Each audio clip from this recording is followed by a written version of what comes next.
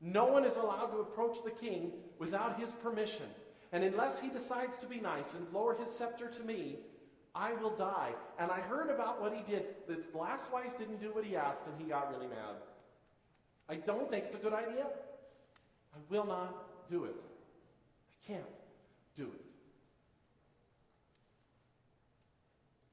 And Mordecai sent back this answer. Do not think that because you are in the king's house, you alone of all the Jews will escape. For if you remain silent at this time, relief and deliverance for the Jews will arise from another place. But you and your father's family will perish. And who knows but that you have come to a royal position for such a time as this. Notice how carefully this is phrased. Again, you read that, you almost think he must have said God in there somewhere. No, he didn't. He said relief will come from another place. Somebody has a plan, but he doesn't say who. But he also says your choice will matter, doesn't it? He says you and your father's family, me, will die if you don't take the right choice. And he says maybe you're here for just such a time as this. I want you to think for a moment, because very few of you will ever be queen. I want you to think for a moment, though, about Mordecai, too. Is not the same thing true of him? As he stands here talking to Esther, is he not at this position with Esther's ear for just such a time as this? What if he'd chosen not to do the simple thing of taking care of Esther? He wouldn't be here, would he?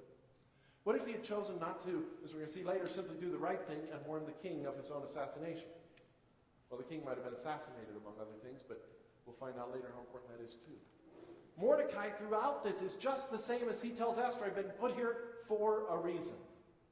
All right, so here's what Esther does. She says, okay, she's convinced. So she meets the king, and she says, I want to get you and Haman together, and let's have a banquet. I have a request. And the king raises his scepter to her, and she lives. And he says, I'm so pleased with you, I'll give you anything you want, up to half the kingdom. He was probably high on spirits, I'm guessing. And she says, well, I just want to have a banquet with you. Is she smart? King Xerxes says, awesome. Gnarly. So he says, okay, great. So she says, just Haman and you and me, let's get together. And she goes to the banquet with Haman and Xerxes, and she sits down with them. Well, let's take a moment here, and let's see how this might have played out. I don't think it probably played out this way, but I do have a possibility. Earlier today, we collected lines from all of you. Okay, special lines that you wrote down, phrases that you decided that you liked for one reason or another. We're going to call out our first group, which I don't remember who it is.